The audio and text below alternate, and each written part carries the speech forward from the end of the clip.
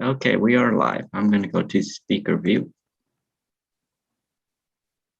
We're good to go. Thank you, dude. Good afternoon, everybody. I'd like to call this meeting to order at 1:32 p.m. on Monday, October 4th. Today is a special meeting agenda for the Ad Hoc Advisory Committee for the Rainbow Municipal Water District and Fallbrook Public Utility District reorganization proposals. So welcome, everybody. Thanks for noticing the time change and making your afternoons available for us today. We'll move on to item number 2, which will be the roll call by Commission Clerk. And Tammy, if you could take it from here. Sure, thank you. Brian Albright. Here. Jack Beebe. Here. Rachel Cortez. Here. Gary Croucher. I'm here. Nick Canettis. Here. Tom Kennedy. I'm here. I'm gonna mute my video just so I don't lose all the battery on my end. Sandy Curl. Here. Lydia Romero. Here. Nick Serrano. Here. Kimberly Thorner. Present. We have a virtual quorum with 10 present. So it's a roll call. Thank you, Tammy. Appreciate it. Thanks again, everybody, for being here today. So we will move on to item number 3, which is the agenda review by the moderator. At this point in time, I don't have any additional changes from the agenda that's been distributed and posted. And so we will move on to item number 4, which is today's public comment. This is an opportunity for any member of the public to provide comments on a non-agenda topic germane to the advisory committee. Comments will be limited to 3 minutes. And at this point in time, I will check with our secretary to see if there has been any members of the public that have submitted any comments to wish to speak today. No public comments have been received. Thank you, Tammy. Okay, we can now move on to our business items, which is items number 5A. And 5A is the approval of our action minutes from our last meeting on August 16th, 2001. The advisory committee will review the draft minutes prepared by the commission clerk for that August 16th special meeting. The draft minutes are in action format and are recommended for approval and any desired clarifications by members at this time. So moved by Thorner. Second by Motion Romero. by Kimberly Thorner and a second by Lydia Romero. Tammy, can you please do a roll call? Sure. Brian Albright. Aye. Jack Beebe. Yes. Rachel Cortez. Yes. Gary Croucher. Yes. Nick Canettis. Yes. Tom Kennedy. Aye. Sandy Curl. Yes. Lydia Romero. Yes. Nick Serrano. I'll abstain since I was absent. Kimberly Thorner. Yes. 9 in favor, 1 abstaining. The motion passes. Thank you, Tammy. Appreciate it. We will now move on to item 5B, which is the consultant report from Dr. Michael Hanneman. As you all have received last week, Dr. Hanneman will be providing a detailed report related to his ongoing analysis for the Fallbrook-Rainbow reorganization. The draft report covers water reliability, cost impacts, and proposed departure fee in an effort to materialize this draft report into a final report. I also just want to quickly mention, as many of you may have received my email this morning, I know a few of you reached out and are crunched for time, so we will try to make this item as efficiently as possible. And doing so, I outlined kind of a brief summary of how I hope to tackle this item from a time expectation level, in which I will hand over the floor to Dr. Hanneman to give his presentation. And then after that, I'd like to give the opportunity for the Water Authority, Rainbow, and Fallbrook to have an initial allotment of time to ask Dr. Hanneman any questions, or at least express and relay any information, questions, or comments they may have at that time. We'll then open it up for public comment, and then we can open it up for the full committee for a robust discussion at that point in time. So I know this report is long awaited. It's been on everybody's mind. I hope you've all had a chance to review it over the last week. And at this point in time, I'd like to pass it over to Dr. Michael Hanneman so he can present what he has provided, and we can begin the discussions thereon after.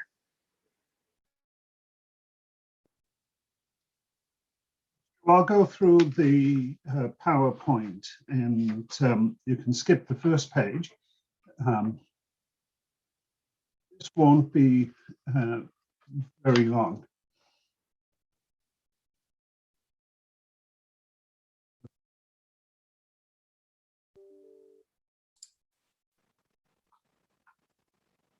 For some reason, the entire page doesn't show on what I'm viewing. Yeah, is there any way to minimize that Let a me little? try that again.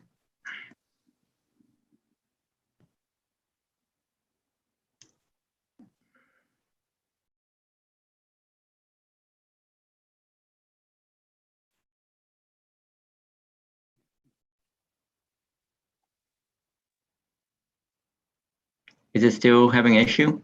Yeah, Yes. it's still blowing up where we can't see the whole thing. You know, But maybe if you want to keep it at that level right there. Maybe I'll I have to think we- keep it like yeah. this for now for some reason. That works. Does that work for everybody? Yes. Okay, Dr. Hanneman, go ahead. Fine. Well, the report so far is a draft, and I've used the best information I can obtain, but I'm a lousy typist, and I certainly can have made errors. And so I welcome your comments and suggestions and corrections. Zoom to get into more detail. What I sent you was incomplete. You got the main chunk on Friday, September 24th, and then Thursday of last week, a bit extra. The section on supply reliability was not written, and the concluding remarks weren't written. I'll tell you my conclusions there, but for the most part, I'm just summarizing briefly what you've already read in the report. Next. So the report has, I think it's 6 sections, and the first two just provide some context. The major context is the substantial rise in the water authority's rates starting around 2008. To go up from $500 or $600 an acre foot to $1,600 as an all-in melded rate now. So the question is, why did that happen? I list 4 factors. The QSA water, I don't think is a cause, and Carlsbad isn't really a major factor. I think the 2 major factors are the increase in the cost of Metropolitan's water, which was the main source until 10 years ago, and the fact that the authority has seen a 40% reduction in the amount of water it's been asked to deliver. And with the cost structure, that pushes up the cost per acre foot delivered. Next slide. So with regard to the financial impact of detachment, the salient facts are that Fallbrook and Rainbow have been about 6% of the water delivered. That's about to drop to 5%, but only less than 2% of the population. They have a higher level of water use per capita or per account, and this reflects the heavy agricultural orientation of water use in the service area. If Fallbrook and Rainbow detach, that would lower the cost of operations to some degree, but not much, because most of the water supply costs are fixed costs that don't vary with the number of acre feet delivered. The detachment would lower revenues more than lowering costs. And so there would be a net loss of revenue under the existing rate structure. And the authority would need to raise its rates for the remaining member agencies. Slide. So there are two analyses which the authority presented in its about a year ago, September 18th, 2020, a one-year analysis which came in at a loss of revenue or net revenue of $16.4 million, and a 10-year analysis where the loss varied from 11.2 million in 1 year to 45.7 million last year. The median was 33.9 million. And I think the best estimate is somewhere in the range of, for the best estimate looking out over the next 10 years. The annual basis is something between 16.4 million and 33.9.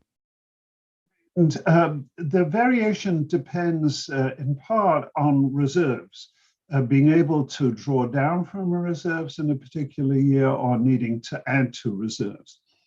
And I haven't had the chance to familiarize myself with all the details of the reserve funds. That's something I can do if that's felt necessary. Next slide. And the underlying context is what I call a fiscal imbalance. And it's something that is inherent in water supply as an industry. It's a bigger problem for wholesalers than for retailers, because wholesalers have a much smaller share of their costs of operation as variable costs and a much larger share as fixed costs. And this is my attempt to summarize this using numbers, but the specific numbers should be treated with a grain of salt. But the big picture, as I understand it, is if the authority supplies 1 acre-foot less of water, it loses about $1,188 in revenue, but it lowers its operating costs by only about $253 in revenue. So it actually generates a deficit of $935. And as I say, those numbers shouldn't be treated as exact, but I think the picture conveyed by those numbers is correct, and it shapes the underlying fiscal issue that the authority and LAFCO need to deal with. Next slide. So with on the question of some sort of financial commitment for a limited period of time by Fallbrook and Rainbow, if they depart, the situation as I see it is that the authority has made major investments, particularly, over the last 15 years. It's had to make contractual commitments, both to pay for water, to pay for QSA water and for the Carlsbad water. And these are take or pay commitments. And then there are other investments which the authority has made. And these financial commitments are long-term in nature, and they imposed a fixed and ongoing financial burden on the authority and its members. And I think they lead from an economic perspective to a valid case for requiring Fallbrook and Rainbow to make some sort of financial commitment for a fixed period of time after a detachment, if a detachment occurs. The period of time I'm suggesting is 10 years. As a kind of short-run planning period in the water business. If this was Silicon Valley, 10 years is like 3 lifetimes. But in water, with the infrastructure and the time taken to plan and install infrastructure, I think 10 years is a reasonable estimate of the short run. Next slide. So there are 2 ways by which Fallbrook-Rainbow could provide compensation. The first I discussed in the report that you got first on September 24th. The second was the supplemental memo you got last Thursday or so, which was triggered by questions that Keen put to me. So one approach is an annual departure fee for that 10-year period. And it seems to me reasonable to key it to the QSA portion of the Water Authority's current outstanding obligations. And on an annual basis this year, that amounts to $284.5 million. The share of that QSA obligation for Fallbrook and Rainbow, and I've broken down in my report the individual shares, putting them together, would be 3.1% based on their share of the water delivered by the Water Authority for M&I use, or 5%, which is their share of the water for all uses, and the difference is the agricultural use, for which the authority charges a separate rate. So that would be 3.1% of 284 million, or 5%. It gives 8.9 million or 14.3 million an annual charge. And I think I didn't work backwards from the number. I followed this logic, and that's what comes out. Next slide.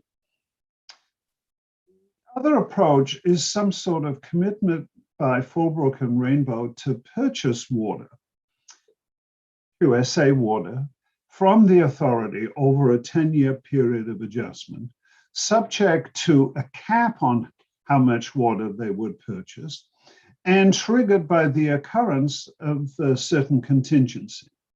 The contingency would be a shortfall in the authority's deliveries below 320,700 acre-foot, which is its commitment under the QSA and Carlsbad contracts.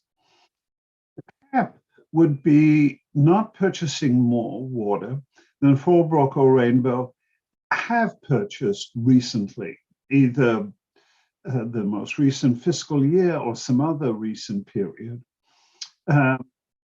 And recognizing the fact that Fallbrook has conjunctive use coming online, the combined total is something like 17,000 acre-foot. I have it in my memo, so that would be a cap.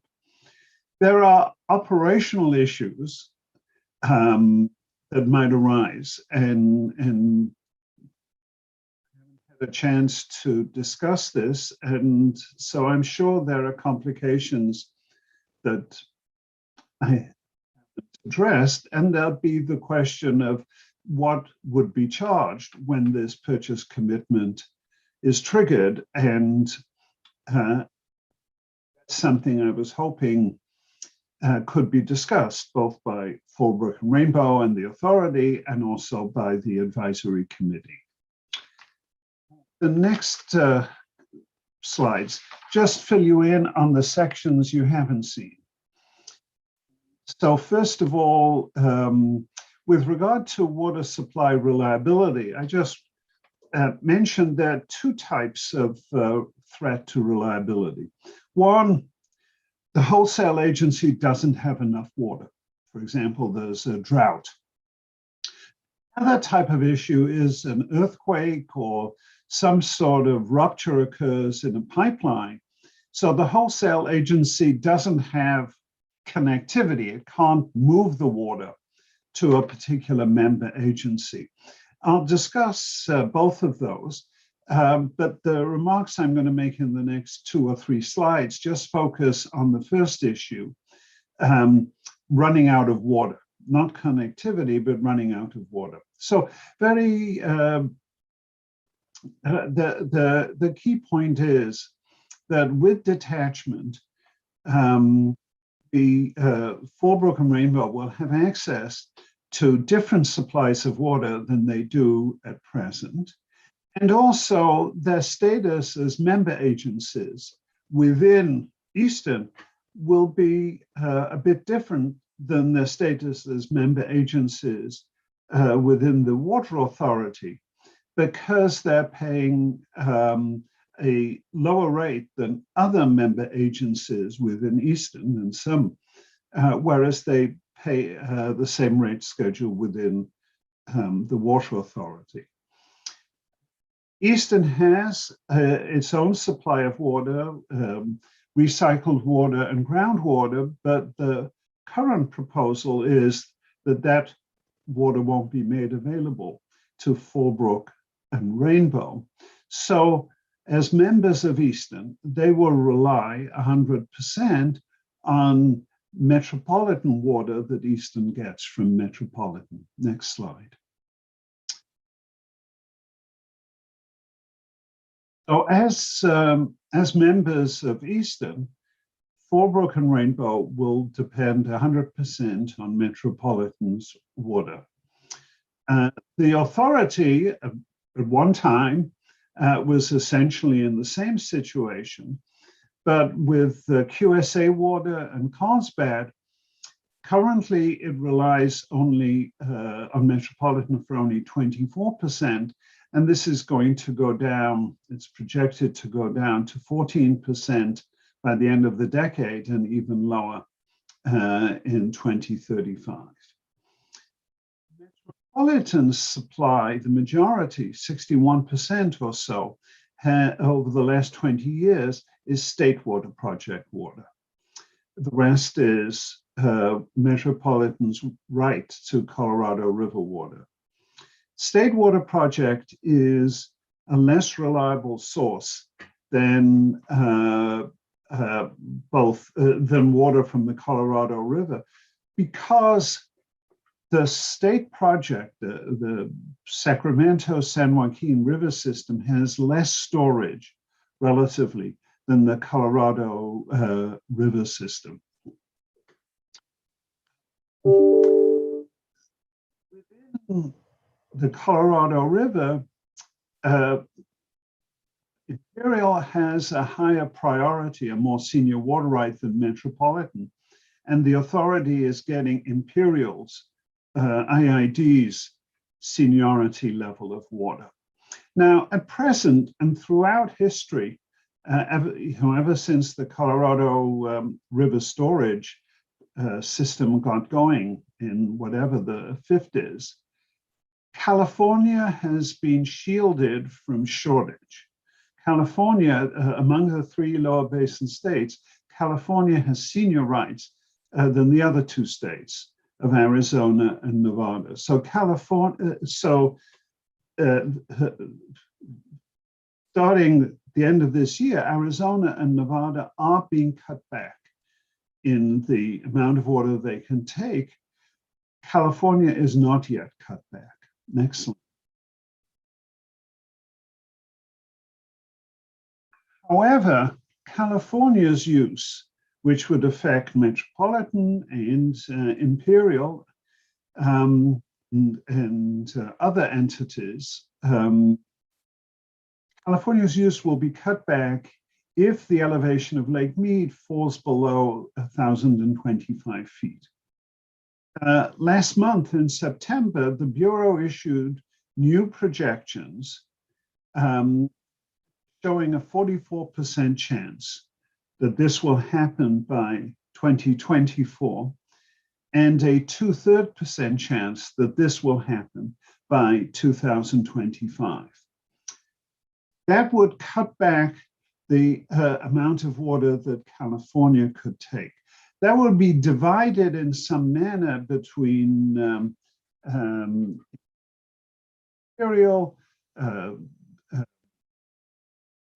Metropolitan, Palo Verde, and some other. Imperial, as I say, has a senior right to most of Met's right. But I want to stress in these last 3 bullet points the unprecedented nature of events unfolding this year. One aspect of the unprecedented nature is that in the history of the Colorado River Storage Project, there has never been so little water stored in Lake Mead or Lake Powell for that matter.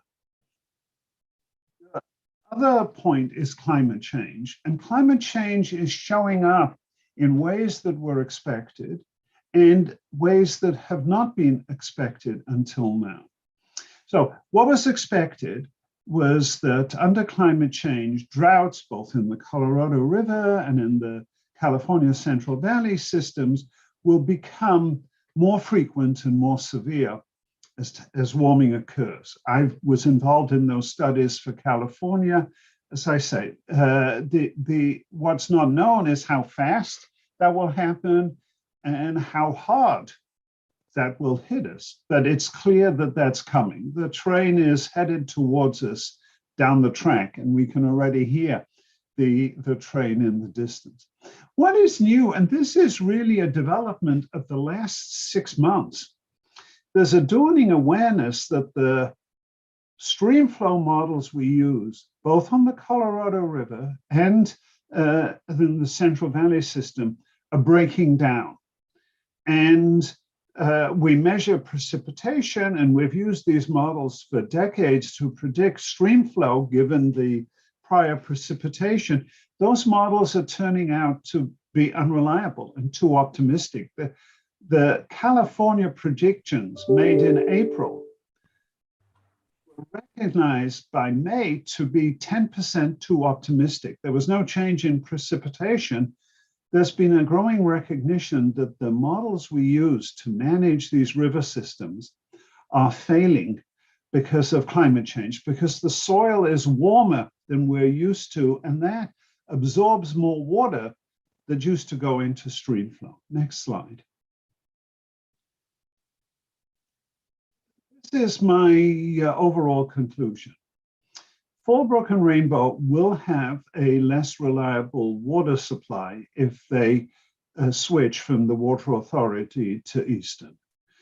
They'll be more dependent on State Water Project, which is less reliable than Colorado River. And the Colorado River water they do get comes with a lower seniority than the water they get now from the Colorado River through the QSA. I can't say how much less reliable in terms of percentage or acre foot.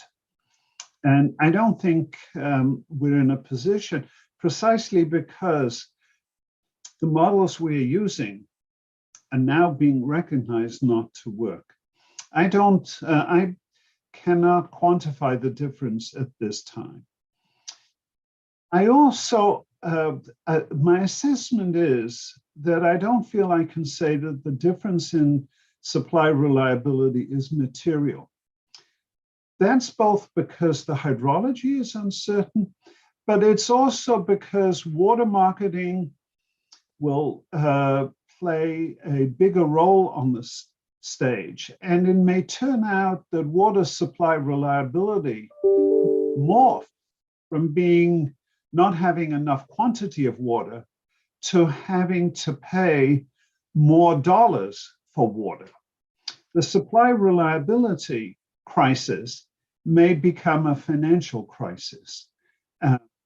And I can't assess the extent to which it switches from supply reliability to finance. That is to say, Fallbrook-Rainbow may find the water they are counting on to be more expensive. the last slide is just, I've stressed what's making this so difficult for everybody, for Fallbrook, for Rainbow, for the authority, for other member agencies, is the tough fiscal structure of water supply. Big chunk of the cost of water supply is fixed cost, and it doesn't shrink if you deliver fewer acre feet. A big portion of the revenues is variable. And when a wholesale water agency sells less water, it pulls in less revenue. This is a problem not just for the detachment, it's also a problem for the falling off as San Diego and other cities increase recycling and local supplies.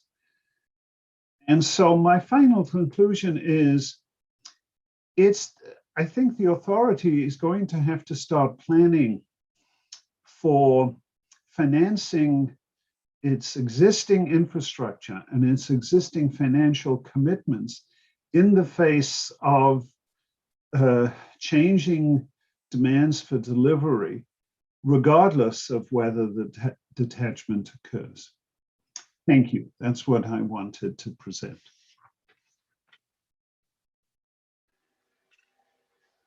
Thank you, Dr. Hammond. Appreciate that report, concise and presented. As I indicated earlier, I do want to give this opportunity for the member agencies to tee up any comments or questions or communication that they have at this time between themselves and Dr. Hanneman.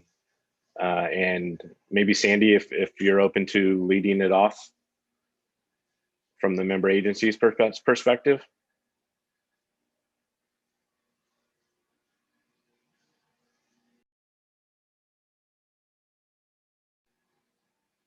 Sorry, I think you're muted.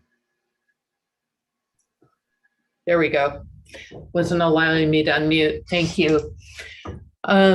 So I want to say that I really appreciate Dr. Hanneman's work. I think there's a lot to unpack here, a lot that was not included as part of the initial draft report, not the least of which is also the information that came on Friday.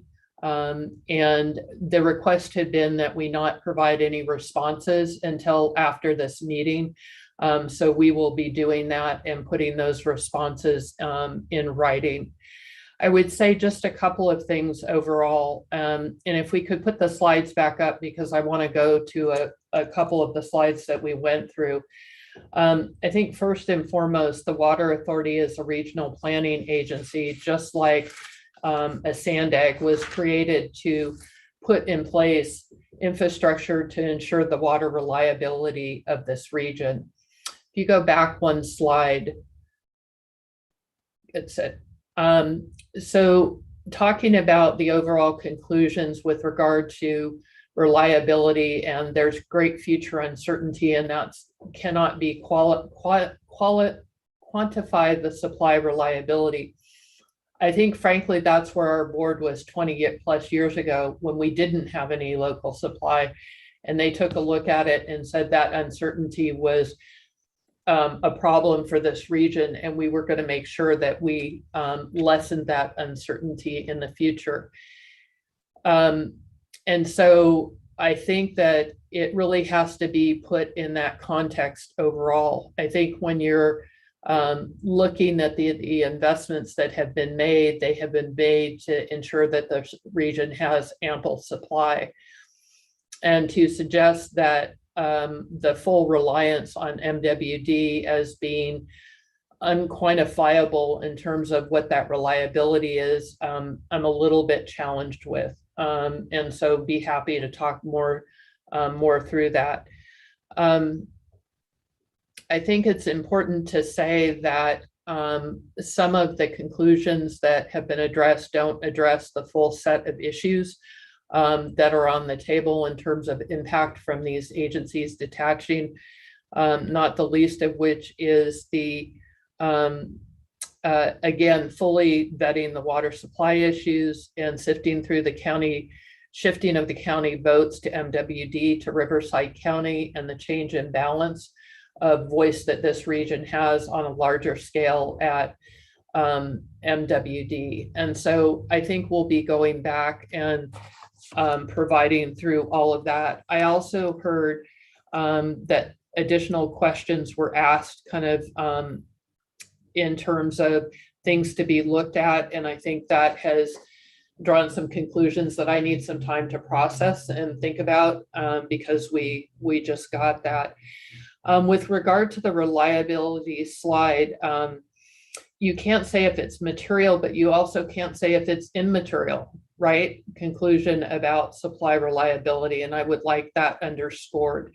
And we as a region and as a regional planning agency could not take that risk for this region. I'm also curious as to why the conclusion is to look only at the QSA supplies and not the desal supplies, because those are investments made on behalf of all of the member agencies here in the region. And it's certainly water that is not subject to the vagaries of hydrology and is available on a much more consistent basis. It isn't the State Water Project, and it doesn't have those challenges, and it isn't part of the Colorado River water. I'd also like to ask or seek some clarity about picking a 10-year window for those obligations when those obligations are much longer than that, both in terms of the wet water as well as the infrastructure investment that has been made on behalf of all of the agencies, and really getting to the point of why should other agencies be paying more for their water to allow two agencies to leave based on investments that have been made on their behalf. The departure fee really doesn't fully address the full scope of the costs, and certainly we'll respond to that in our comments. And then I guess I'm interested overall, and I know it's part of the agenda, Adam, but I'm a little bit confused about the process going forward in terms of the timeline for submitting comments, everybody applying to the same deadline. So we don't have what happened before, which is the day that Hanneman's report came out. There were responses from the two agencies as to exit fees. So it seems to me that there needs to be a deadline for responding. And then, and if there's any other back and forth, that everybody have an opportunity to respond to that before a final report is developed. And then the other thing that I would say, and I just throw out, and this can be a conversation for later, I think it would be very important, given Dr. Hanneman's expertise and time and effort that he spent on these issues, that his report would be presented to the LAFCO board from Dr. Hanneman directly, so that the LAFCO board would have the benefit of his direct work and conclusions on this as well. So I don't want to be too long-winded. I know you've said people have time constraints, even though we're scheduled to go to 3:30, so I'll keep my comments short. Again, there's a lot to unpack here that is sort of last minute that we've been provided. So we need to give a little bit more thought to that and put our comments down in writing. Thanks, Sandy. I appreciate it. And I just want to add before I maybe give Dr. Hanneman an opportunity to maybe comment, respond to anything that you have. But at the end of this item, I do want to put our heads together and come up with a time frame and some timelines with a comment period, maybe a rebuttal period, and then also kind of get an understanding of when the ad hoc committee would circle up again to receive and deliberate on that final report that Dr. Hanneman would be providing. So certainly, your comments are duly noted, and I think at the end of all the deliberations here, we can kind of work toward that timeline. Andy, I'm not going to say much now. We can. The one thing I wanted to say on the issue of voting in Metropolitan, that's actually an example of something which is a legal matter, and so I don't think I have the competence or, or the authority to judge. So that's why I wasn't addressing that. I realized that. But I made notes in your comments, but I'll keep listening and I'll respond either later or after today. Thank you. Okay, I want to give the same opportunity to Jack and Tom as member agencies to weigh in with anything on their end. So Jack, do you want to lead off for you guys? Adam, I can take a stab at a couple quick questions. I apologize, Okay, Tom, everybody. go ahead. I'm in a car, and so notice I'll keep my camera off. Dr. Hanneman, and I know you mentioned that you didn't consider legal stuff, but when you developed your recommendation, did you consider the County Water Authority Act or any other legal precedents from previous detachments of a water authority member a long time ago, the city of Coronado detached? Or did you look at this more of a blank sheet without consideration of existing legal requirements? I've always wanted to be a lawyer when I grow up, and I still do. But at this point, I'm not a lawyer. And so I read what you wrote and the authority wrote, but on that, I don't have competence to address those issues. That's why I haven't. So the answer is that it was not done without any of the legal underpinnings. All right, well, in the report, you discussed the primary impact on CWA is a reduced unit of sales. Can you describe how the impact of other agencies developing local supplies or contracting for supplies currently impacts the water authority member agencies, including Fallbrook and Met? And if there's some new requirement by LAFCO to commit a portion of the QSA contract, in your opinion, should that apply to other member agencies as well? In my very last slide, I referred to the pulling off. And I do think, so as the authority has pointed out, other members might reduce their demand but not leave without leaving the agency. And therefore, they would be covered by fee structures that the board of the water authority adopts. It is different than if they detach. But my very last slide, I was saying there's a lot of similarity between the financial strains that this is going to place on the authority.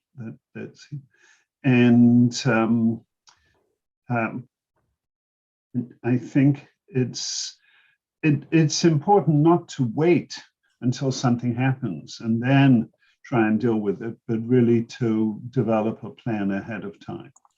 I agree. And I think the city of San Diego took a big step that way at our last Water Authority board meeting, and that was great to see. So I'll pass it off to Jack.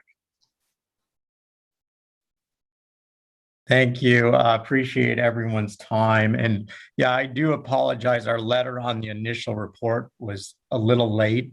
That was largely because I was in Wyoming, not thinking about LAFCO at all. So it was not on purpose. It was just I needed a couple weeks away from Some of us think about LAFCO even though we're not in town, Jack. So not that where's your commitment? Not that I don't enjoy this thoroughly, but I was just taking time away.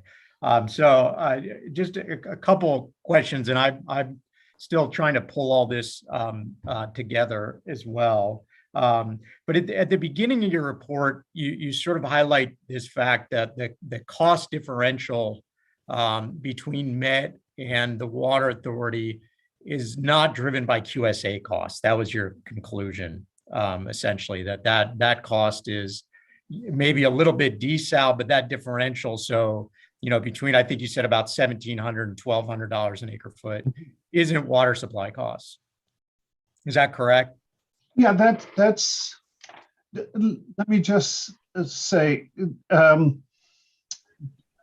have a lot of data from the authority, from the last few years, financial reports and so on, and posted for the last 3 years. I don't have the financial reports for 2008 or 2010. I mean, they exist, but not on. And so I wasn't trying to. So in my analysis, I tried to understand the current finances of the authority and try to do a line-by-line breakdown. I didn't do that for 2008, 2010. So So I can't be sure. But for the information the authority has presented recently, the cost of QSA water comes in as very similar to Metropolitan. And I've seen that, for the last 2 or 3 years. So I absolutely don't know what was going on in 2015. I mean, the authority has that data. It would have been presented to the board. So I don't want to extrapolate from data I have to data that I didn't have. But this is striking. It was a huge increase in cost. And, how did this come about is something really important. And so 2 things stand out. One, Metropolitan also had a major change after around 2008, as I understand. The other thing is, if you lose, 40% of your customers, it plays havoc with your rates. And I defer very much, to Sandy and the staff of the authority. That they know this better than I did. But that is the thing that struck me, and that's why that's something I didn't realize ahead of time. Okay, and just one of the dots I'm trying to connect a little bit. So if we sort of, go on that premise, which I think you've stressed before. One of the main benefits we received from the water authority was that water, the QSA water. Some of the other economic reports that have been done, some of that said, well, discounted it because we did get this QSA water. Under this projection in which the water authority will always either need to buy, Met water or QSA water, what's the sort of reasoning then for us to pay ongoing a percentage of that QSA water? And then, I think in the supplemental information, I sort of followed that where you said, all right, well, maybe you pay for it and get it because they might not have enough demand without you, which I agree might be a future. But if we go with the previous, which is us pay for that water, they get it, they then sell it to someone else. Do you see what could be sort of a cost of service Prop 26 type? I know you don't play a lawyer, but sort of any of those issues if we're paying for something that then gets sold again? The approach I had in mind for the departure fee is there's a legacy of commitments extending whatever 20, 30 years, or canal lining and the QSA. And so the authority needs to make changes to its rate model to deal with this. And the notion of 10 years was a period of adjustment. So you wouldn't be paying the exact rate you would pay year by year. So my suggestion was it's an annual amount. It could have a cost of cost of living adjustment or something, but it's a compensation to enable the remaining member agencies to adjust to the uncertainties they face. And as I said, one way to do that is through a purchase commitment. The other is through a financial commitment. And I don't know which is more money or less money. I don't know the details. And I wanted to put these 2 ideas on the table for the advisory committee and for LAFCO itself, and also for you and Tom and Sandy to sort of think through this. I'm not important in this. What's important is LAFCO and the advisory, but also the 3 of you parties and the other member agencies. If there's a way to think about this and see some way of reaching, a satisfactory agreement. And so I was trying. That's what I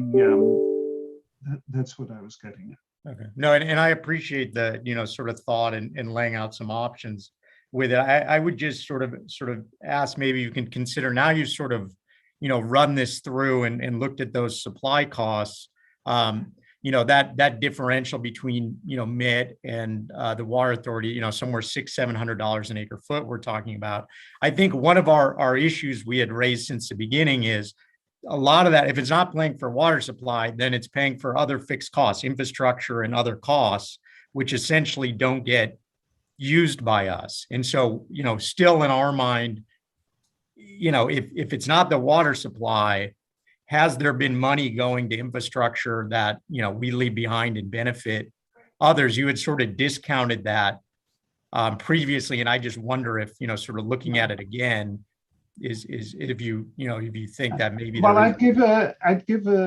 actually, now that you put it that way, I'd say Met water is underpriced, or rather, it has significantly lower reliability. And what is going to happen is Met water is going to become significantly more expensive. Both because of the water fix, but also Met has coasted on Colorado River water from day one until this year. If you look at every drought, 2014, 15, going 1976, Met forbore to take state water project water because it could pull in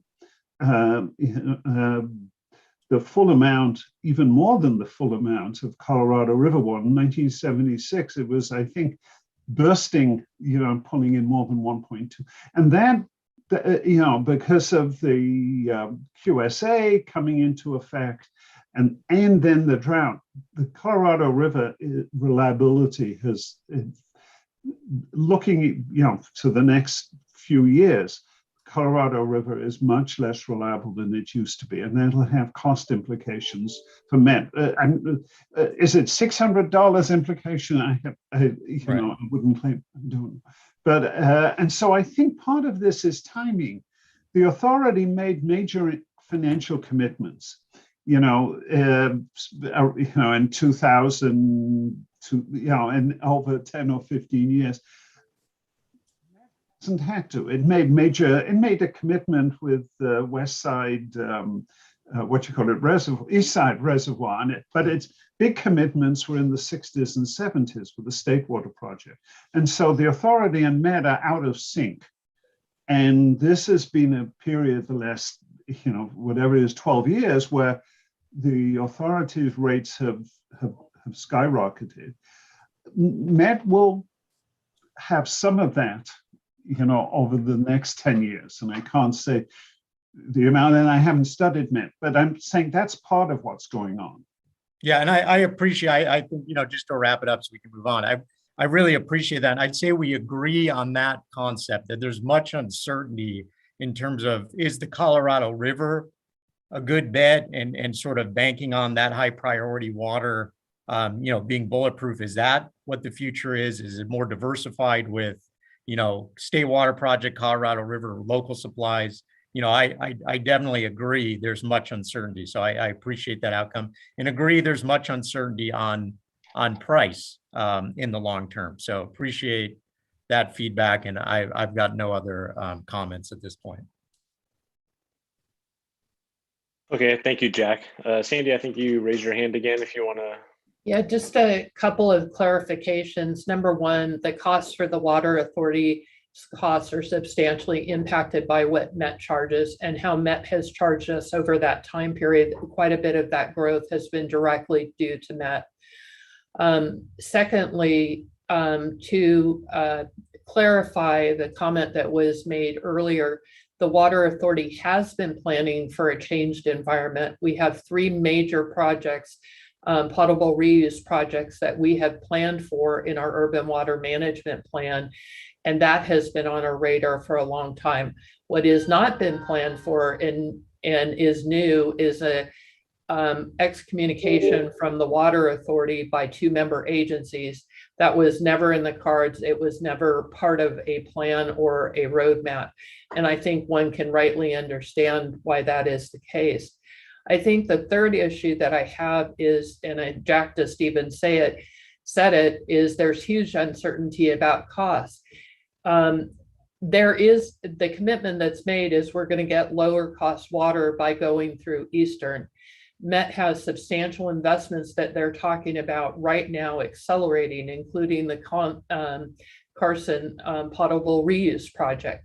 Those costs will be paid by folks that are taking MWD water. And so, as you said, the Water Authority had made its investments in the 2000s.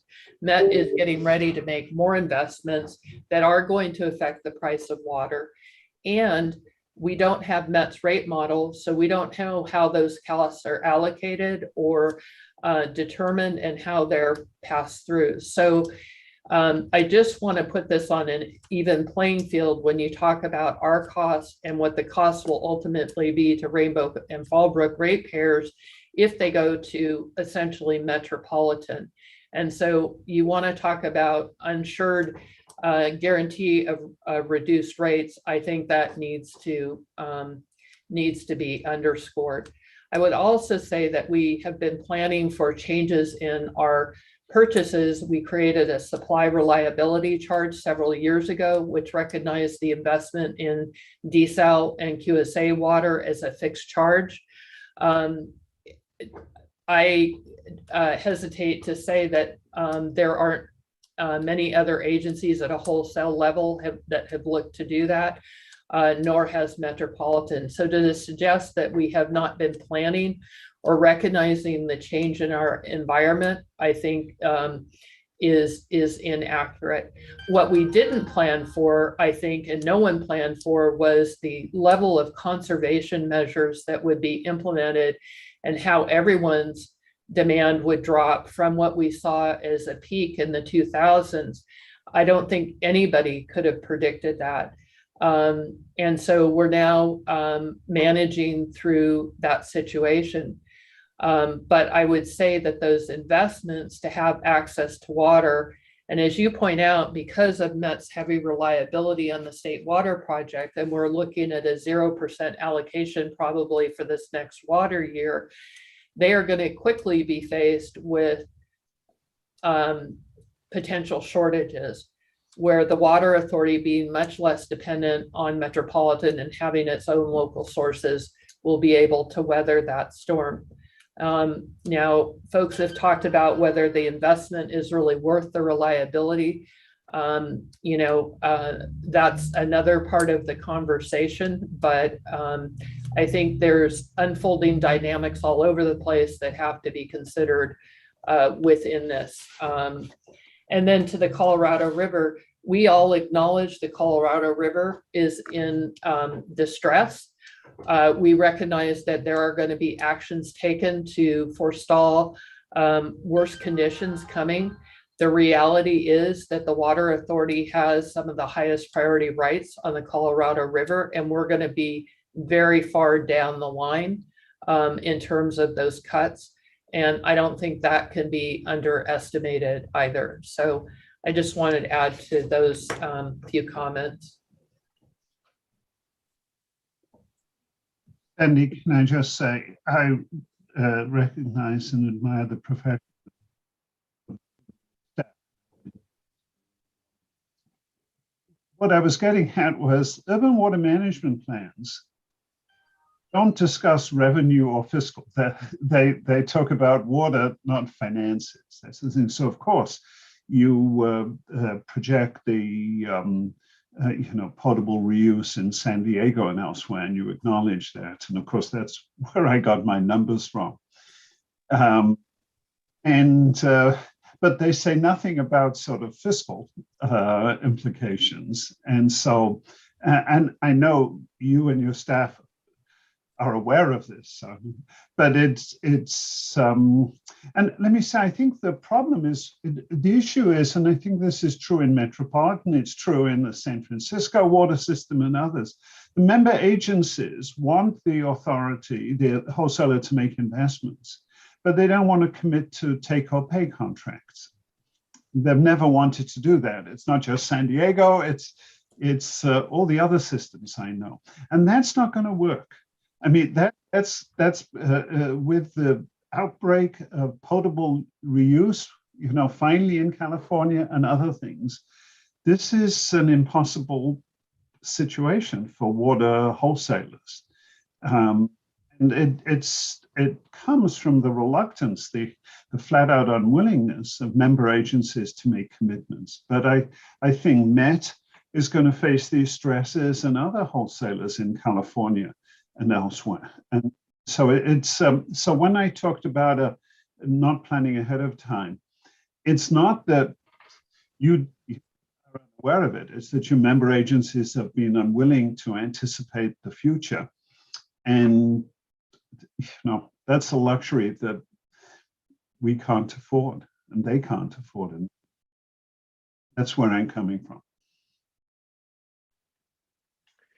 Tom, I saw your hand up next. If you want to take a second crack of any questions or comments you have before maybe we take the next step and open it up to the full committee. Thanks, Adam. I'll be very brief. Just for the other members of the ad hoc committee, under the Water Authority's rules and policies, no member agency has an obligation to take any amount of water. And so that it's not that just doesn't exist within their system. And any member who does roll off after 5 years, their costs associated with demand goes away. The other comment that Ms. Curl said about the voting structure of the County Water Authority, just so you know, the voting structure at Metropolitan is based on assessed valuation of property within the service area. So the property that all the people in this group, I guess, except Nick lives in Escondido, so he's in San Diego County.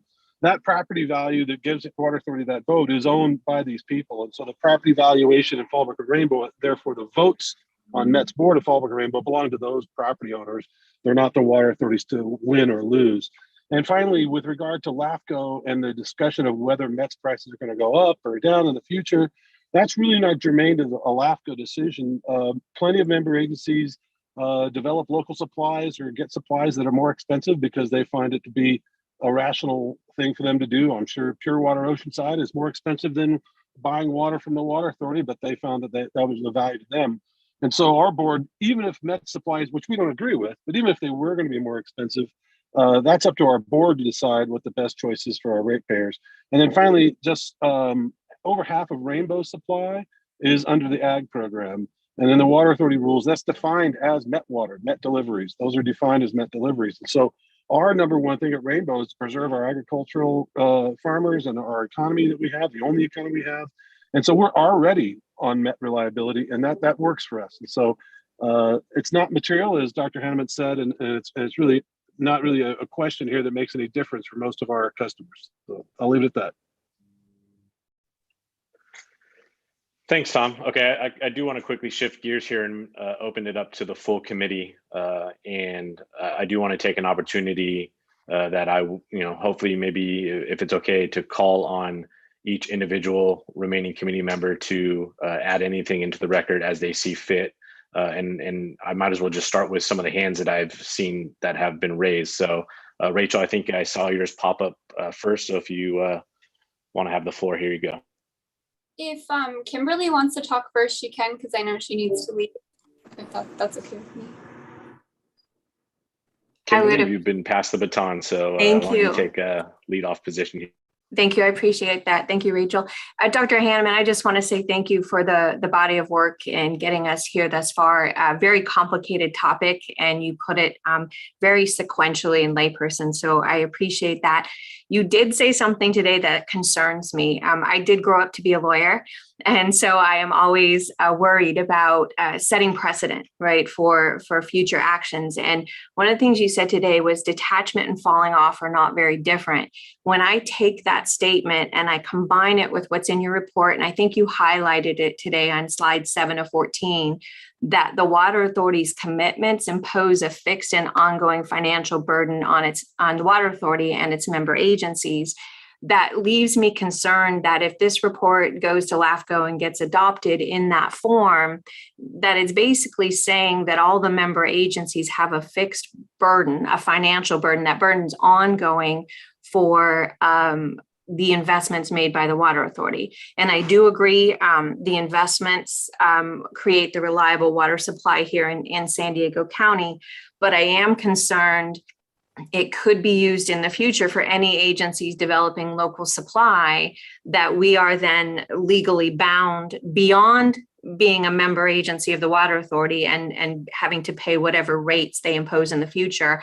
I would be concerned that anything beyond that is established through this report, just on those statements alone. And so as a member agency who is developing their own local supply, it concerned me.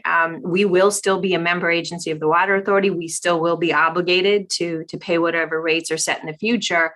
But I was just concerned about that statement, that the commitments are fixed and ongoing, and it was fixed and ongoing financial burden. So I just wanted to kind of point that out. I don't know if that's me getting into semantics and that wasn't what you intended to say, but I did want to point that one comment out.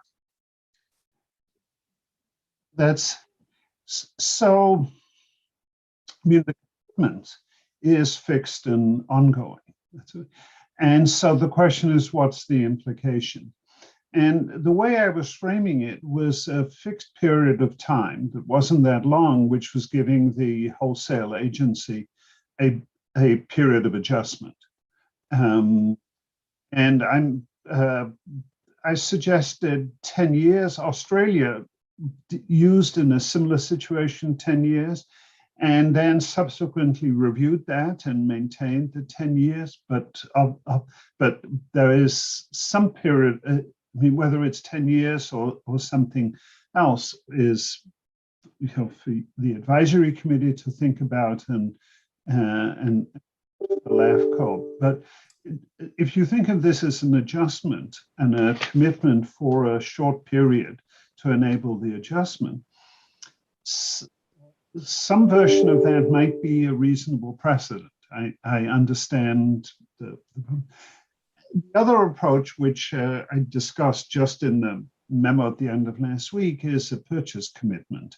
And then there may be logistical problems with this. But between those two approaches, something needs to be done, because the commitments are ongoing, and there needs to be a period of time. Oh, let me say one thing. What would help, and I say this as an economist, is if there was a water market among municipal water agencies in Southern California. You're connected. Again, there may be operational constraints. And different, of the, whatever it is, 70 or 90 water agencies in Southern California, you have different needs, you have different clienteles, you have different willingness to pay for reliability. And in some sense, if you could move water around, it would be an economically efficient solution, and also, I think, a fair solution. And I think in the long run, that's where things should go. But I think it'll take 10 years or more to get the sort of flexibility which your district and everybody, all the other districts need. That's why I'm stressing this is a short run adjustment. Thank you. Rachel, do you want to go ahead now? Sure, thank you.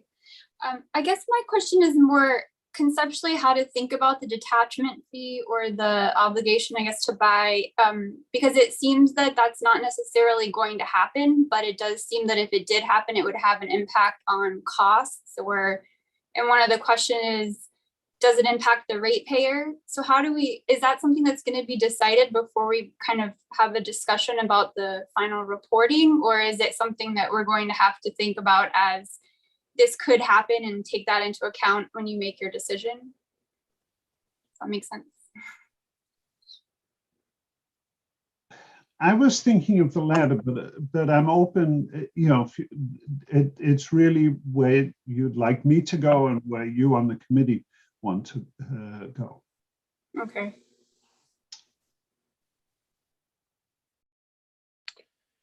Nick Canetis, I think you're next with your hand up.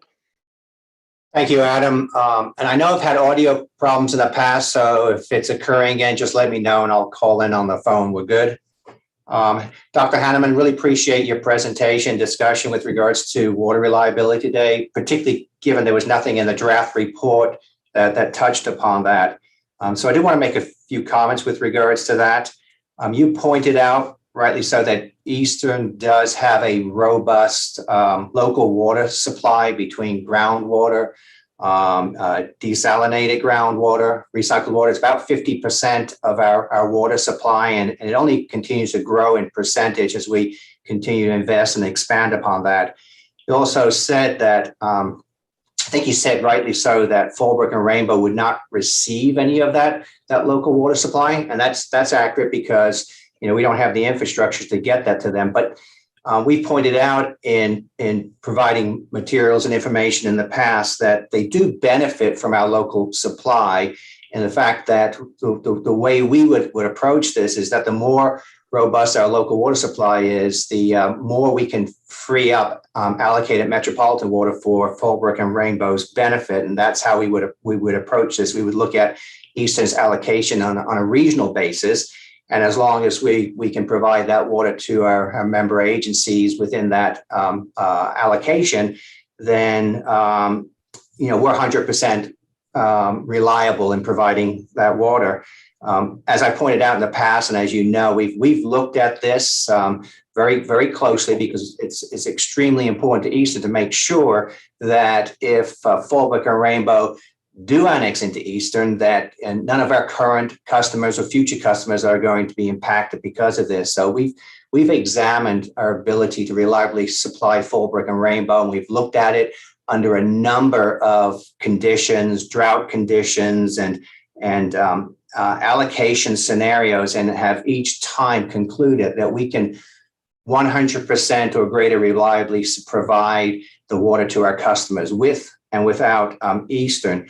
We have been, we've looked at reliability strictly from the point of view of, can Eastern reliably serve Fallbrook and Rainbow and our other customers? We haven't compared ourselves to the County Water Authority. We just don't feel that that's something that we need to do. I know that you're approaching this a little bit differently, looking at that relative reliability, and I appreciate that.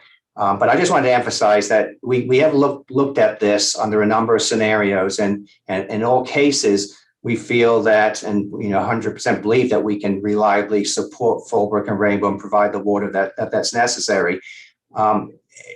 It's kind of interesting to me that it seems like you're saying that the current models and the water supply allocation plan is just not relevant from your perspective. And so it really boils down to, is Metropolitan going to have that water available for Fallbrook and Rainbow? And I would suggest that if that's the way you're seeing it, you probably want to have Metropolitan provide some input with regards to that conclusion that you're drawing. So I just want to again emphasize, strictly as it relates to water reliability, that we've looked at this under every scenario that we can, and Eastern is confident that we will be able to 100% reliably provide the water. With regards to what the cost of that is, that's a different question, as you point out, going forward. But the reliability is there from Eastern's perspective. Okay, what you were saying, let me just say one thing. I'm happy, and we're planning to interact with Metropolitan. But with regard to what I said about reliability, I've written a longer text, and I can show you, I've been following the scientific literature, and there have been some important papers within the last 2 months. And the conclusion is what I summarize, that the models used by DWR to predict stream flow in the Sacramento River system and also the Colorado have broken down and are actually not giving reliable results. And that's a conclusion that the relevant paper for California, this came out, I think, in August.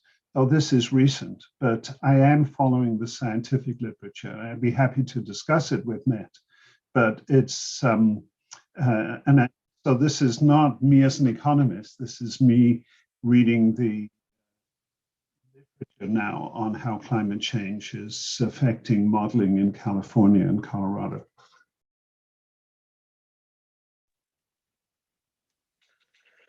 Gary Croucher, I believe your hand is up next if you want to take this opportunity.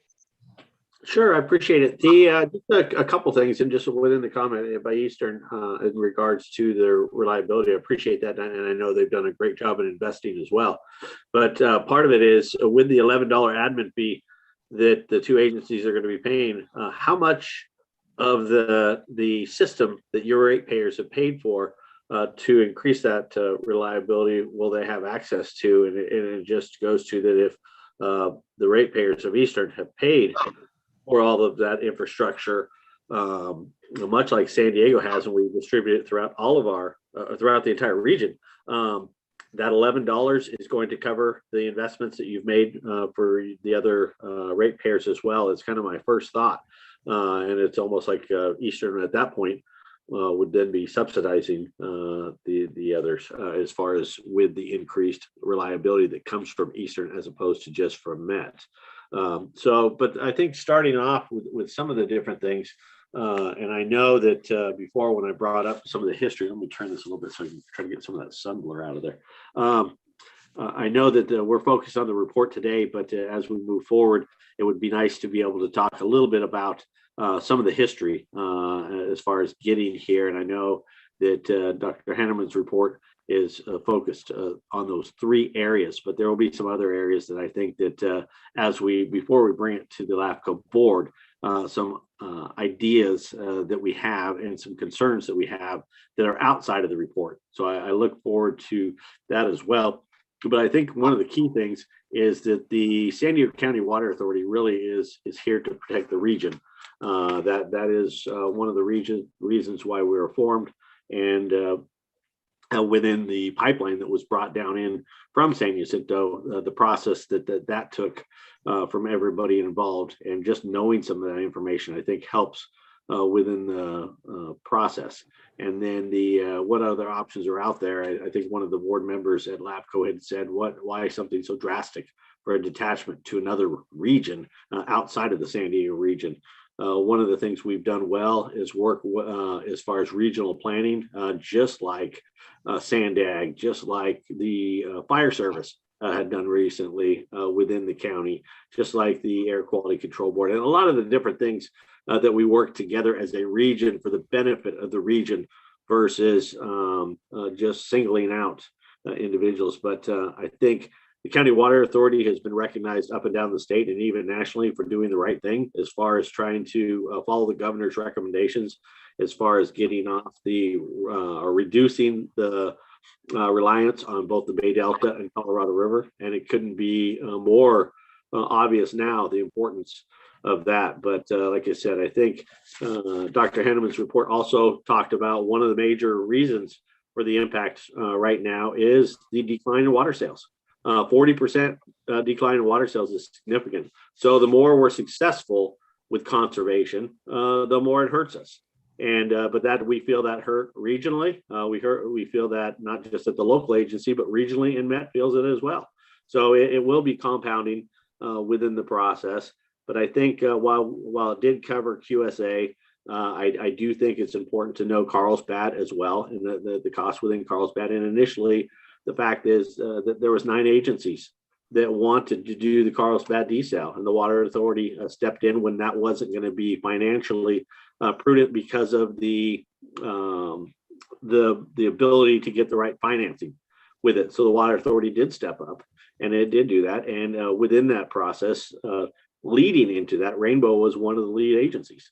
Their board president, Rue Petty, at the time spoke to the Water Quality Control Board, and he talked about the need for reliability for the avocado folks. And I think some of the other North County agencies even jumped in saying it's not when we're going to hear the chainsaws, it's we hear the chainsaws in the background right now, and we need water reliability. So I think looking at some of the history on why some of the decisions were made to invest in our region as a whole is key. And then the other one is the canal linings. The canal linings also did create new water for us within that and gained it. The other one is the benefit to all member agencies in regards to the last time we were given water restrictions by the state. The state also allowed us to do a stress test, and every single member agency benefited from reducing the amount of water restrictions that were done to our customers, including the two agencies that are trying to detach right now. But and I think the other thing is the representation on the vote at Met.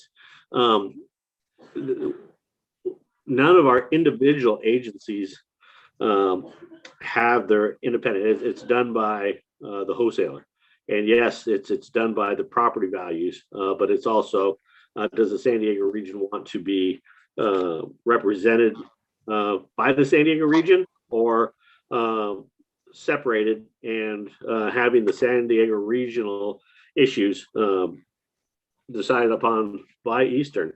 And nothing against Eastern, but our issues in San Diego are different than the issues in Eastern. And we've had our differences in the past, and the importance of being able to represent the San Diego region as a whole has been very important for our ratepayers.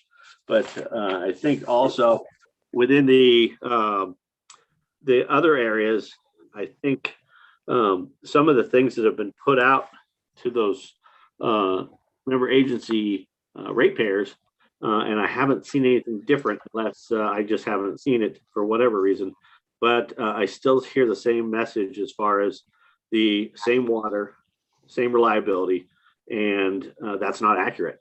Even with the information that was provided in the London report that's come back, that is not accurate. I think at some point LAFCO needs to consider how we make sure that those residents hear the facts that are coming out from this committee's work and from Dr. Hanneman's report. But I think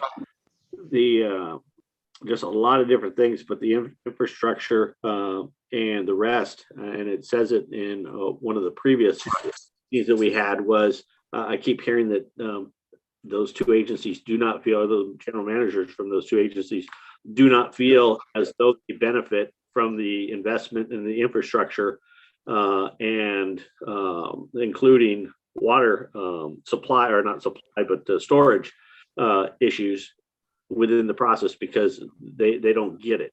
Dr. Hanneman, I believe you put in part of your report that all the agencies benefit from that. And I think that's key to say, even though you're not getting it direct, the fact is that you do benefit from being a part of a system that is much more reliable and has more storage. And just because we deliver 5 gallons of water to Otay from San Vicente frees up 5 gallons of water that was coming in from the north for Otay. So like I said, and there's different examples, much better examples that could be made, but I think Dr. Hanneman covered it well, that yes, there is a benefit. So I'll leave it at that for now, but I think the key is regionalization, and the benefits of regionalization within San Diego County is just so important, and we'll go from there. Thank you, Gary. Jack, I see your hand up, but if you could just be patient with me for 1 second, I do want to just check in with the 3 other committee members that maybe haven't had quite the opportunity to weigh in here. So whether they have anything or not, I do want to give them the opportunity on the record for such. So Brian, I think you're one of the 3, and I see you just raised your hand. Do you want to take the floor and take this opportunity? Yep. I think my comments, my questions are fairly short and sweet at this point. I do want to reiterate my thanks, Dr. Hanneman, for the report and the sort of executive summary version. I found it really readable, and it answered many questions that I've had for a few months, so appreciate that. You know, one of the things I asked at the beginning of this process is sort of what the precedent is for doing this sort of thing and the models that are out there. And you mentioned Australia, you mentioned that one again. I mean, and to me, that's important. I mean, at least understanding that there's been sort of exclusive, extensive review of that. I know Tom mentioned Coronado. I'm not familiar with the history on that. If there are any other sort of in-state examples of something like this, when I read your report, it sounds, I mean, the conclusions, I mean, they seem legitimate and fair to me, right? But I don't know. I'm curious, and I think there'll be an opportunity for this at some point in time. If the County Water Authority doesn't necessarily agree, or Fallbrook and Rainbow don't, what do each of them think is fair, and why? I'd really be interested in hearing that, I guess, at a greater level of detail. The 5 years, I'm sorry, the 10 years, again, it sounds reasonable, but without any sort of models, why it's 10, maybe 5 is reasonable, maybe 15 is. That's one of the things that I'm going to be pondering. And then I guess lastly, and this may be getting ahead, but in one of the sort of the supplemental Q&A that came out, you talked a little bit about sort of the ongoing obligation commitment that's been made by County Water Authority, and that potentially impacting whether some of this water can be sold to other member agencies. And one of the things I'll probably ask again about down the line is, if the solution or the departure fee agreement that gets set up could maybe have some flexibility built in, so that if that level is reached, then there could be in the future years a reduction for the divesting to agencies. Thanks. Thanks, Brian. And then maybe just if I could check in with the last two members, Nick Serrano with the City of San Diego and Lydia Romero. Whether you have anything to contribute or not is fine, but I just did want to check in with both of you if you have anything to add, ask, or contribute to the record. So I think Brian was reading my notes, because that's exactly where I was going with my question on that. So I think he covered that. This is more of a process for maybe Keenan or you, Adam, is in the report. And first, Dr. Hanneman, thank you very much. As one of the lay people that does not work in water, you've made a very complex issue very understandable for somebody who is not in the business. So thank you. Great report. But part of the report that I had notations on is some of the legal issues that were raised by Rainbow, by Sandy, and by Jack and Tom. Will there be some type of analysis before the LAFCO, before the ad hoc committee makes its sort of final determination on some of the, say, the agreement, making it flexible, and 26 issues or any property tax issues, any of the legal issues that may help clarify some of those legal issues that have been brought up during the course of these conversations?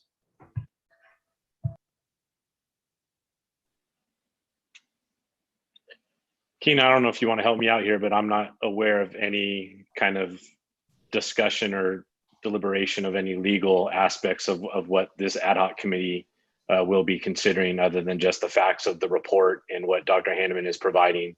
If you want to weigh in, if there's anything more beyond that, please do.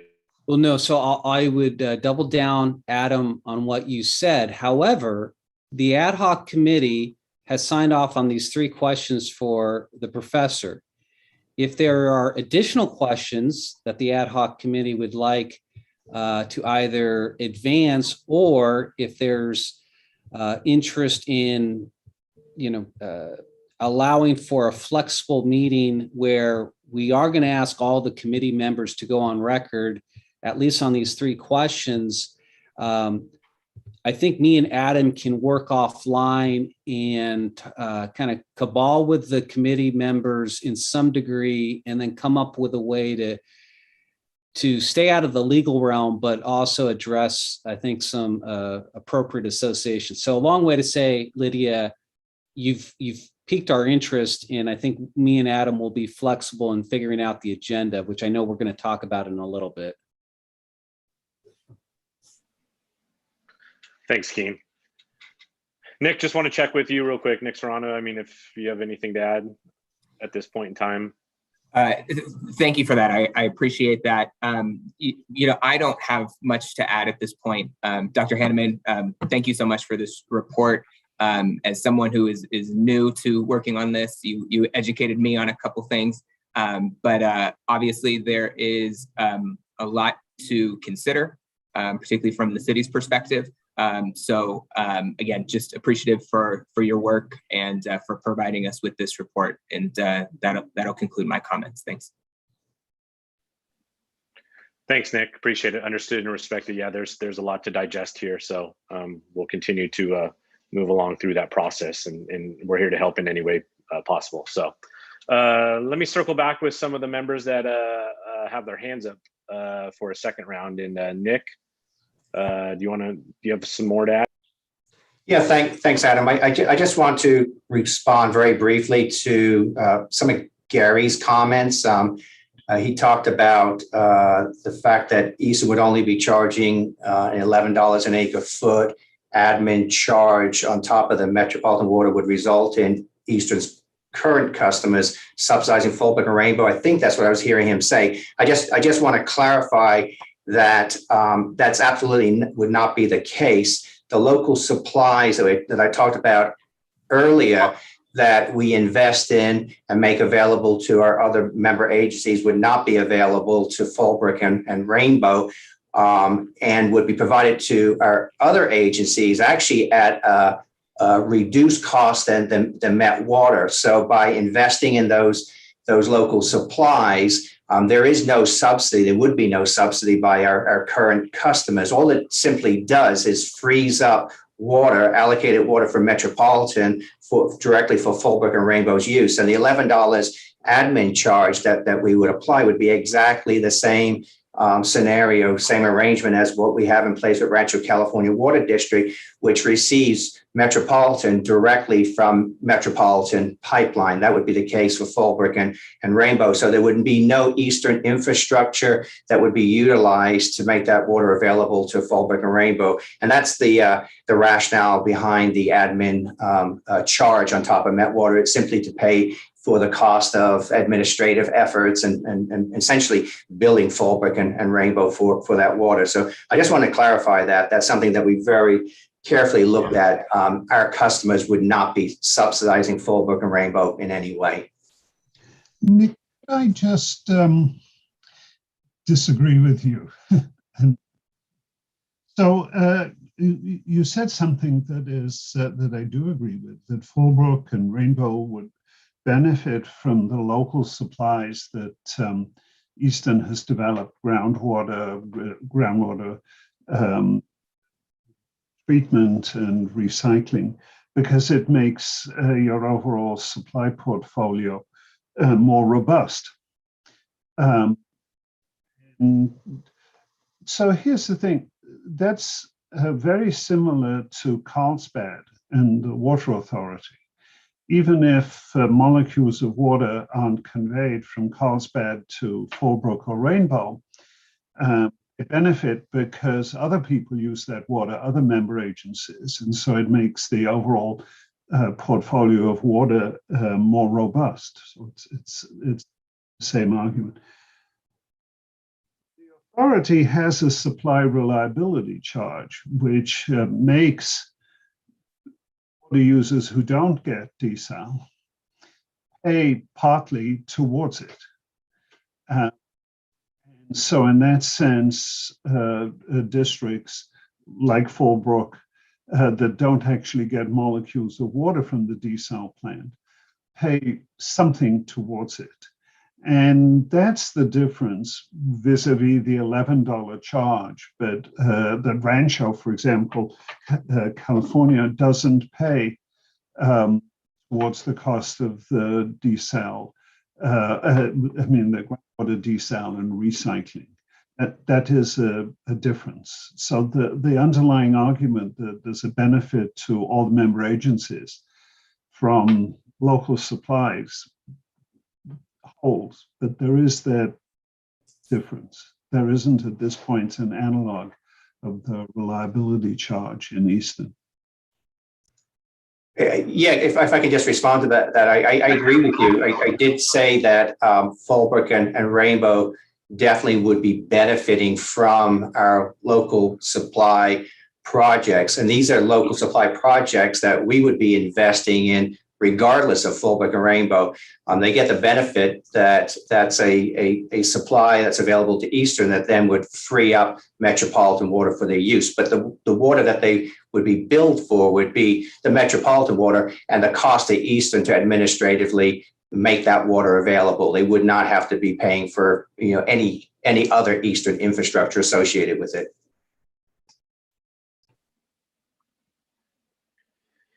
Thank you, Nick. Jack, I know you had your hand up for a while, so why don't you go ahead? Thank you, Adam, and appreciate. This is probably, if you think over the last 6 months, the most anyone's ever had to talk about Fallbrook and Rainbow for a concentrated period of time. So appreciate the time. So just to follow up, I think one of the things that we're missing out on here is sort of the geography of why this all started.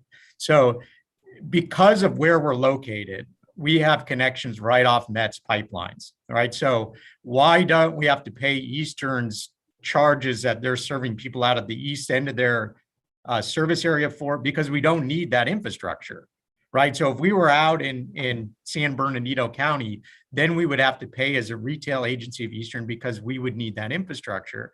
The other important thing has to do with the cost of supplies that Eastern has as local supplies versus the authority. So largely Eastern's local supplies are less expensive than MWD supplies. The water authority's local supplies are more expensive than the MWD supplies. So that's the differential that you're seeing there. I agree the benefit is essentially the same. The cost is a little bit different. And the discussion about what makes sense for us as a region, Fallbrook and Rainbow are different than the city of San Diego. Our needs are different.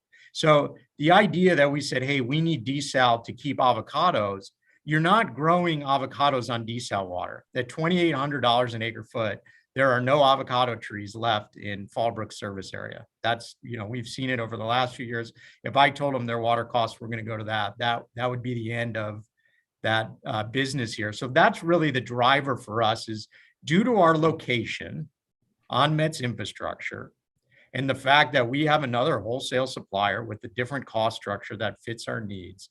Why don't we move forward with that process? And fortunately, the Water Authority in their Principal Act thought about that idea and gave us a way to do it. And so just to kind of circle back, it also is often driven to, this is Tom and I. Fallbrook and Rainbow and Fallbrook Public Utility District is just Tom and I. Be very aware, we have very engaged governing boards elected by our people. So those are the people that are driving this process. They get all the same information on all these things. They're very supportive of this process. But I think it's very important to note that this isn't just two individuals. This is what our regions, Fallbrook and Rainbow, think is very important for them. So I just hope we're not losing sight of this in this discussion. And I really do appreciate the time and thought everyone's put into this. Thank you, Jack. Gary, I see your hand up. I don't know if you ever took it down or if you have more to contribute. No, I think one thing, and it goes back to those molecules of water. And one thing I just want to make sure it's clear. And it's because Dr. Hanneman even referenced it, that they don't. Well, Rainbow does get some desal water. And if you look at the Rainbow water quality control or water quality report that they did in 2016, it even refers to receiving desal water up to about 6% at a time. And then we can supply the matrix too of the pipeline connections to Twin Oaks, and where Twin Oaks can get water, desal water into a Rainbow, and we have. So I think that's one technical thing that I wanted to make sure that we can supply that.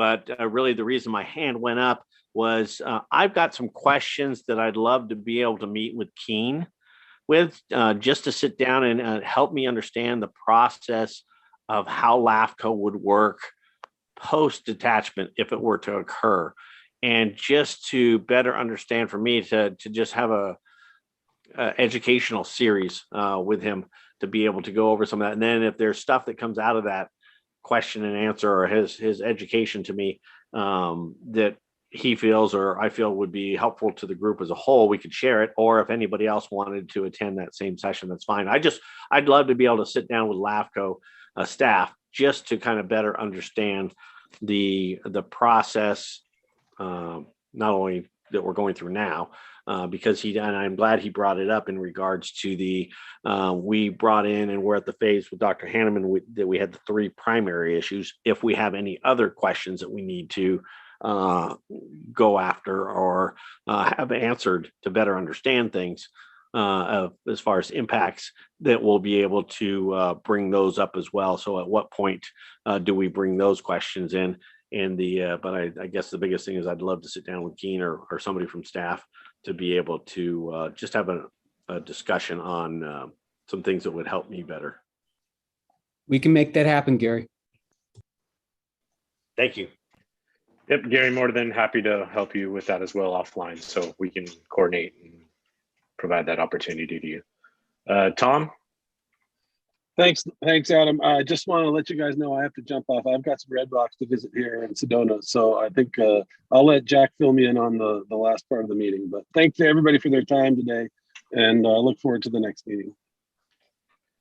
Adios. Thank you, Tom. Okay, so let's shift gears here, and before we do so, let me just check in with our clerks and secretaries. I want to make sure that if there was any public comments submitted prior to our meeting today, and if there was any public comment submitted during said meeting. And if Tammy and Erica if we could check in with you. I have received no public comments. No live email comments either. Thank you, Tammy and Erica. So with that, I will close the hearing, close the public hearing, and shift gears as what we indicated earlier of what Sandy indicated on trying to work on a timeline here on what the next steps are. I do want to thank everybody for the robust dialogue deliberation. I think it's super helpful for Dr. Hanneman as he continues his report and moves forward with that. And maybe let me just throw something out there and we can go from there, and I'll stick my neck out on this one, but so today's October 4th, and I think a reasonable comment period to the draft report, since we asked you to refrain from anything at this point in time, I think a reasonable time frame would be a 2-week period. So from now until October 18th would be a comment period for the member agencies and any committee members to comment officially and directly on the report to Dr. Hanneman. With that said, maybe instill a 2-week rebuttal period, which would extend any comments to November 1st. That would be a part of the administrative record. And then at that point in time, here's where I'm going to corner Dr. Hanneman a little to produce that final report. I'm thinking either a 2-week window before Thanksgiving or a 4-week window, which would give him the month of November to produce something either by November 15th or December 6th, depending on how much more you have to conclude to finalize that end report. So that's me just sticking my neck out and putting some timelines out there. I'll entertain any comments or suggestions or any edits to that as necessary. So I saw a few hands raised instantaneous, so I don't know if that's good or bad, but Sandy, do you have any comments to that timeline? Yes, my question is, we can't make comment until we have the full draft report. So when will we have the full draft report? Oh, you have most of the draft. The section you don't have is on reliability. And I'll get that to you by Friday. I mean, that's that's written. There's an executive summary which I've prepared. Will also be ready. So you have, as I say, you have most of the report, and I can get the rest of it to you on Friday. So let me say it's mainly getting questions, comments, and reactions to the report. The heavy lifting writing had been done. The reliability is mainly written. So it kind of, so from that point of view, you'll have the full draft. And then it kind of depends if you say, oh, you should address this issue, or, oh, you should look at that data, or, oh, you should have done an analysis, more detail on the increase in met rates or whatever. Those things will take time. But by Friday, as far as I'm concerned, you'll have the full draft. And so I'm in the mode of responding to comments and requests for revising the draft. I would just respectfully request that 2 weeks be from the date that we have your draft. And I understand that other issues may come up, but from your standpoint, the report's complete, absent other information. Understood. I have some comments, but let me see what others have to weigh in as well. Nick? My question was the same as Sandy's. I was curious when we would get the next updated draft, and obviously, I'm interested in looking at the water supply reliability section, which wasn't there this time around. So my comment was the same: is that we really need to get an updated draft before the clock should start ticking for us to be able to comment on it. Understood. And your mic lasted so long. Gone again. Yeah. Jack. On my end. I'm buying Nick a microphone. That's if we annex to Eastern, I'm gonna get a microphone for Nick. That's my gift. So I'm okay. I think that the 2 weeks sounds fine. As I understand, I think everything's pretty well been laid out. I wouldn't be surprised if the Water Authority's got a draft comments kind of ready to go already. But seems like 2 weeks is fine, and I think we kind of know what's going to be in it. I might ask and it's going to include the supplemental questions and answers. Is that correct? Is that all? Yes. Yeah. So yes, that's part of that's a continuation. So yeah, got it. So that's sort of the whole report. I guess maybe my question for you is, do you care about our rebuttal? I mean, I guess, or is there any point in us? I mean, you've heard both our arguments largely, I think, at this point. We're going to, again, tell you what we both think, and you've kind of got your own thoughts on it. Is this rebuttal make any sense, or are we just, wasting time and paper? I can't answer that directly, but let me say this. I'm very aware that I may have factual errors or incomplete, I got the story wrong or the details. And so I'd like to get the sort of facts right and make sure that the document sort of is reliable for the committee and for LAFCO. That's my main thing. And there's some legal issues. There's some issues that I haven't addressed, deliberately. Voting rights on MET or something. I've read, right. I understand the issue, but you don't need, I can't add any value to doing. So to the extent you've got arguments and you've made them and you will make them to LAFCO, and that's fine. That's exactly. I'm concerned about getting the facts right so that the story isn't misleading. Obviously, I'm not trying to be misleading, but that's my main, that's my overriding concern for Sandy, for you, for Tom, for any. Yeah, and so there's some stuff in there, clearly we wanted to update just factual Yes. information and we'll have opinions that you may or not agree with. So I understand, getting a comments on the report's important. I'm talking about then our comments on each other's comments. Is that, can that just occur concurrently because largely you've heard them already, I guess is sort of my feeling. Do we need 2 weeks to do that after that's sort of my question, I guess. I think in full transparency and for having a clear record, I would say yes. I'll just weigh in on this. Yeah, Holly, please go ahead.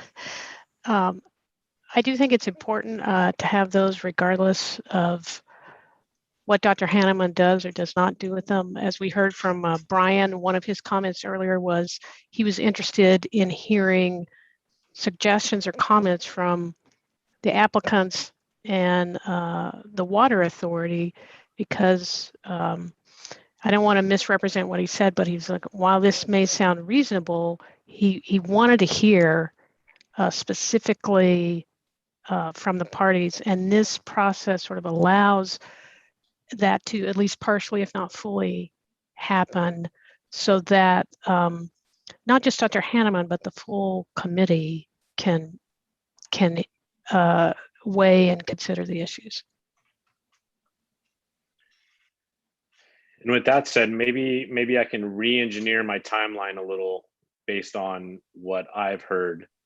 So it sounds like, Dr. Hanneman, you are able to produce a final draft to this ad hoc committee by this Friday. Why don't I like to work? We've been all meeting on Mondays, so I'd like to meet on these. In my mind, staying on the Monday schedule would be more appropriate to me. So if you could produce the final draft to the ad hoc committee. Yes, it's the full draft. Okay, the full draft. Yeah. I mean, okay, the final report. The draft of the full report. Okay, if you could produce the final report by October 11th, which is a week from today, that would then give the member agencies in the ad hoc committee a 2-week opportunity to comment to the final report, which would be October 25th. Maybe we could compromise here and cut short the rebuttal period down to a week to November 1st, if there's no objections to that. And then we can then decide, does this committee want to meet November 15th or extend it to December 6th? And Adam, this is Gary. I'd prefer the 2 weeks for multiple reasons.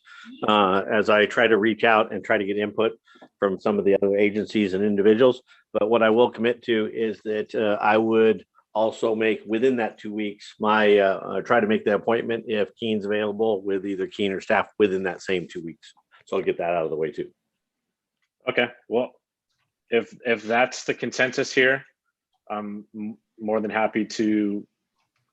Again, final report by Dr. Hanneman, October 11th, 2-week comment period, October 25th, 2-week rebuttal period, November 8th. And then hoping you guys can weigh in. Do you want to circle up and have that final ad hoc committee meeting November 15th or December 6th? I would think it'd be more appropriate December 6th. Well, I won't be here, but the 6th. And a question too, Adam, and it kind of impacts that as well, is, and this is Gary again, sorry, the the municipal service review. I know that that's supposed to be coming out, at least the draft form for us to be able to see in October. So I was just checking to see if that's still in the October timeline. Yeah, you're kind of skipping up to the next item here, but maybe Keen, you have your hand up. Maybe Sorry you can about just that. address Sorry. that real quick and Yeah, touch so on anything else you have. we anticipate the draft MSR for the Fallbrook-Rainbow region going out ahead of our November 1st LAFCO meeting, and that will include copies going to this committee.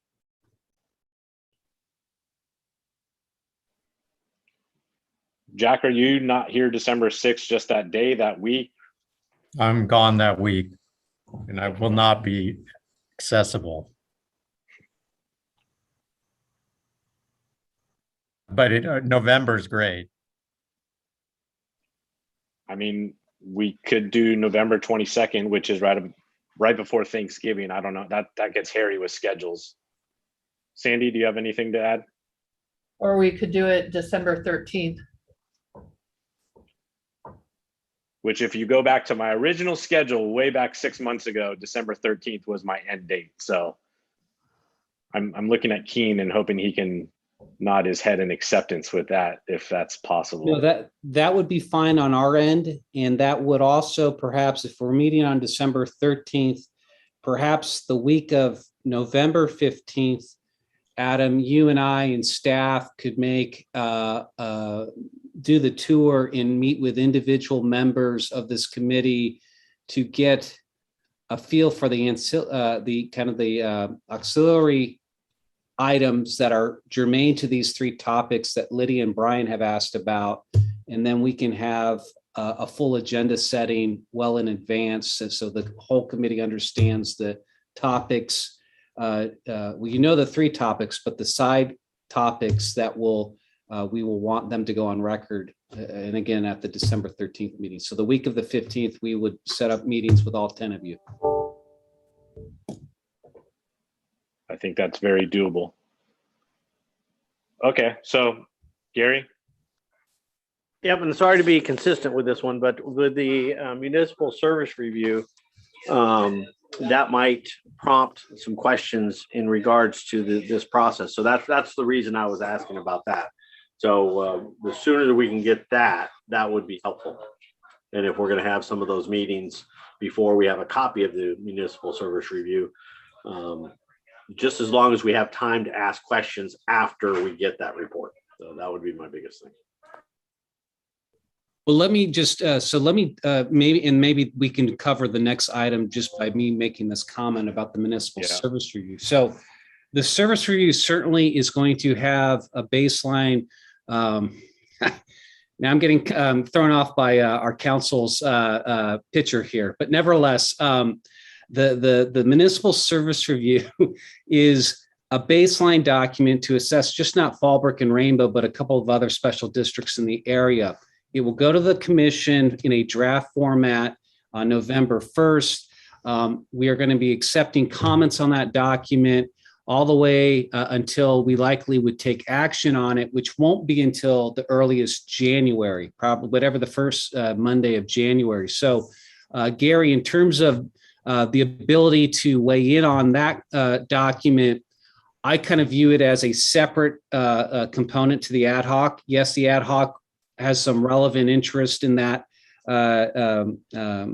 study coming out, but it will not abate your ability to make comments to the ultimate viewer of that document, which is directly the commission.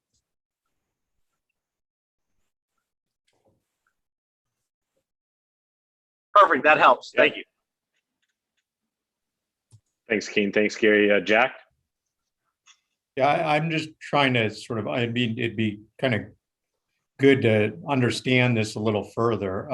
Typically, municipal peer review primary focus isn't who our wholesale water agency is. It's largely about the current operations of the district and things that may or may not happen within the purview of our service area. So it'd be interesting if the water authority sort of, instead of just speaking vaguely, could lay out essentially what is their concern with the Fallbrook municipal sphere review. I know that LAFCO staff's working on it, so the sooner you sort of bring that forward, if there's an issue in terms of how Fallbrook Public Utility District operates within its service area, it might be easier to get in front of that now instead of waiting. Adam, if I may. Go ahead, Gary. And I think the service review isn't just specific about the agency. While it details down the agency, one of the things it does, and if you look at past service reviews, it talks about taking advantage of working together, whether it be auto aid agreements, mutual aid agreements, sharing the services within the region. Some of the things that what you rely on for your outreach. It has just so many components that it's just, and I know that attachment or consolidation or annexation or de-annexation typically it doesn't revolve around the service review, but the fact that it's occurring at the same time and it's going to be providing some information will be helpful to look at the overall opportunities that may be present or opportunities that may be taken away from detachment. So I think it's just to use it as one more tool in the toolbox to be able to look at, I don't think is a bad thing. I think it's just to be able to look at the big picture, and the fact that it's occurring at the same time it couldn't be better timing. Okay, but most of those comments you could get out sooner rather than later, it sounds like.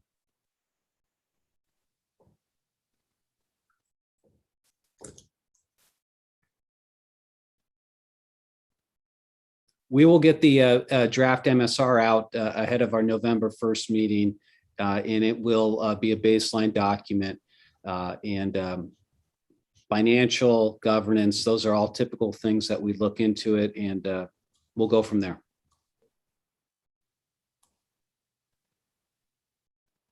Okay. Gary? Nope, I was just finally able to put my hand down.